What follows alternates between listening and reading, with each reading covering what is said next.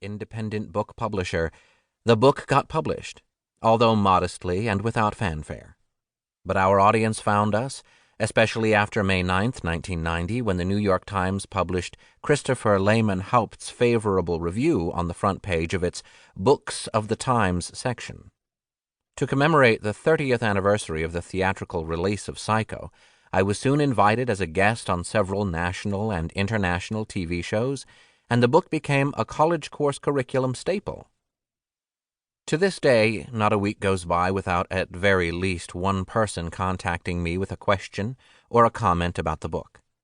And if my current literary agent, the wise, ferociously supportive, and indefatigable Mary Evans, hadn't spurred the book's reissue, producers Alan Barnett and Tom Thayer might never have found it. All these years later, I still want to tinker with the text, clarify the chronology, fix glitches, and describe how my reactions to Psycho have shifted over time. I considered the film a brilliant thrill ride and con game, but now see it as far more. However, it is always gratifying to learn that so many readers, and some critics anyway, appreciate that I deliberately chose not to analyze, dissect, deconstruct, or, especially, wring the life out of Psycho. Instead, I wanted to dig up the facts, dispel the rumors, and engage as many of the people responsible for the film as I could, while we were still lucky enough to have them around to share their recollections.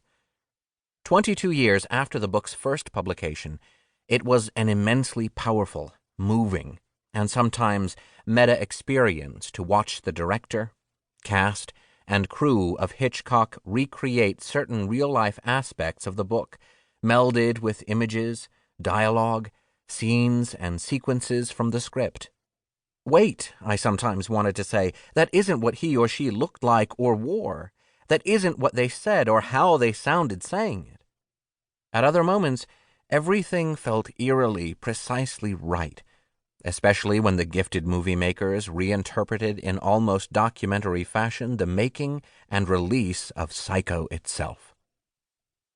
Let me share some favorite on-set moments, spoiler-free, I hope.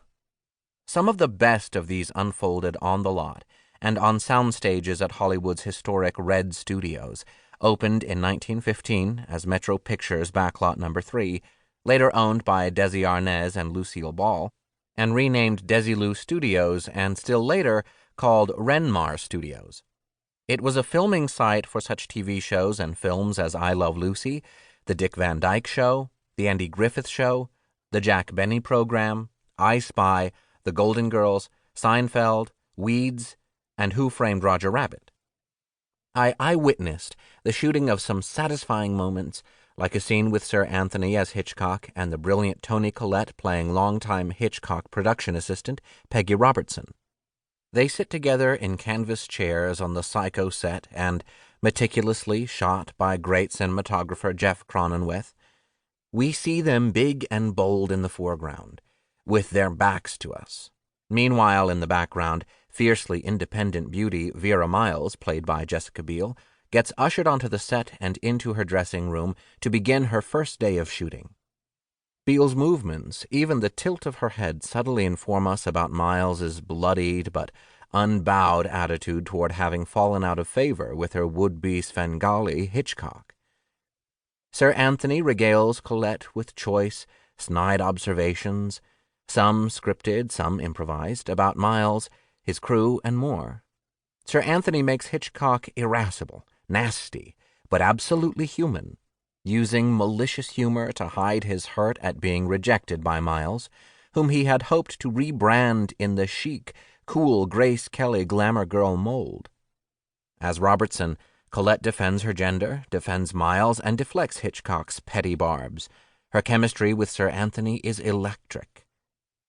The work of these actors is simple and unfussy, yet it's a master class. I cherish the memory of watching Helen Mirren's eloquent expression and body language when, as Hitchcock's indispensable and largely silent collaborator, she watches the tall door of a soundstage slide closed, shutting in her husband and his fellow movie makers, while shutting her out. Likewise, Danny Huston's devilish